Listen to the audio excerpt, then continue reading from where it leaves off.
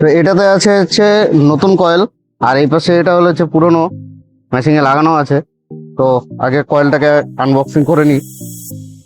বেরিয়ে পড়লাম আবার আজকে একটা কমপ্লেন নিয়ে। এর আগে তোমাদের ভিডিওতে দেখিয়েছিলাম যে একটা এসি যেটাতে হচ্ছে ইভাবাটা কয়েলটা লিকেজ ছিল। তো আজকে চলে এসেছে এই যে কয়েলটা, দেখে নাও। স্যামসাং এর প্যাকেটে আছে কয়েলটা, আর এদিকে গ্যাস ট্যাঙ্কি আছে, এই ব্যাগে আছে ভ্যাকুম মেশিন। তো চলো গিয়ে কয়েলটা চেঞ্জ করা যাক। আর আমার সাথে আজকে আছে এই যে ভাই বিট্টো। বিট্টো, তাহলে আজকে তাহলে কয়েলটা লাগানো হবে? বাহ, নতুন কয়েল কুলিং কিরকম আসবে?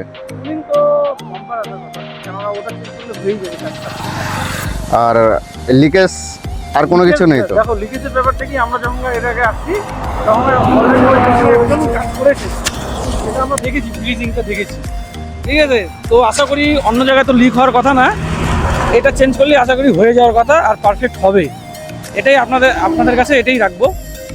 তো চলো বেশি দেরি না করে কাস্টমার বাড়িতে দোকানে গিয়ে যাওয়া যাক, যেহেতু ওটা দোকানে আছে।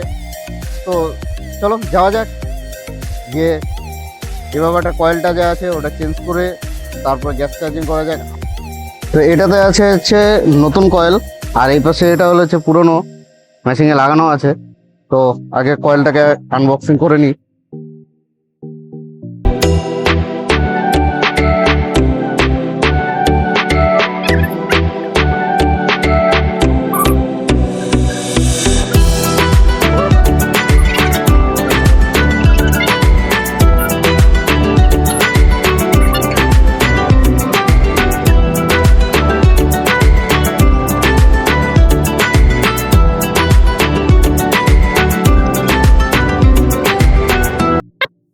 এই সে নতুন কয়েলটা, কয়েলটা দেখো কত সুন্দর সাইন মারছে, গোল্ডেন ফিন্সে আছে।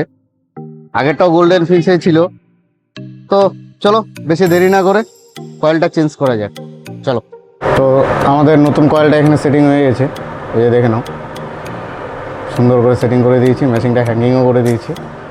আর এটা কাজ ঠান্ডা করে এই মেশিনটাকে ঠান্ডা করে। চলো বেশি দেরি না করে এটা কাভারটা লাগিয়ে দিয়ে তারপরে মেশিনটা গ্যাস চার্জ করি। আর এদিকে আমাদের ভ্যাকুম চলছে, এই যে আউটডোরটা দেখে নাও, আউটডোরটা ভ্যাকুম চলছে।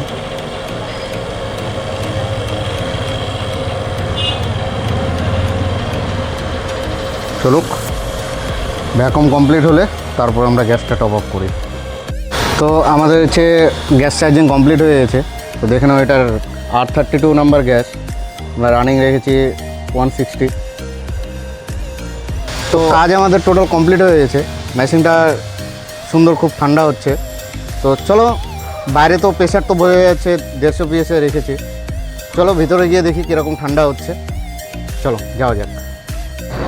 মেশিনটা চলছে মোটামুটি আধা ঘন্টা থেকে, মেশিনটা খুব সুন্দর ঠান্ডা হচ্ছে। যেহেতু নতুন কয়েল লাগিয়েছি, তো কয়েলে কোনো নোংরাও নেই, সেক্ষেত্রে ঠান্ডাটাও খুব সুন্দর, আর এয়ার ফ্লোটাও খুব সুন্দর। আর এত সুন্দর ঠান্ডা হয়েছে যে এই যে মেশিনটা আছে, মেশিনটাও খুব সুন্দর ঠান্ডা হয়ে গেছে। তো চলো দেখা হচ্ছে আবার কোনো সার্ভিস বা কমপ্লেন বা ইনস্টলেশন নিয়ে। তো চলো, জয় হিন্দ, জয় ভারত।